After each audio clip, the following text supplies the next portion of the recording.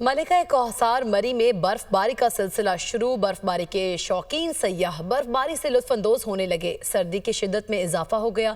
इस हवाले से मजीद बता रहे हैं नुमाइंदा दुनिया न्यूज़ सरदार इकबाल। जी, गुज़श्ता 2 दिन से मलिका कोहसार मरी को काले बादलों ने अपनी लपेट में ले रखा था और यहाँ सर्दी की शिद्दत में काफ़ी हद तक इजाफा हो चुका था, जिसके बाद आज बर्फ़बारी का सिलसिला शुरू हुआ।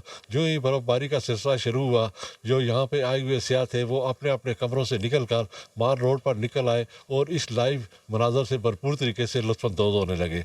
सर्दी की शिद्दत इस कदर ज़्यादा है, लेकिन सियाह हैं कि वो इस सर्दी की परवाह किए बगैर मरी के तफरी मकामात पर निकले हुए हैं।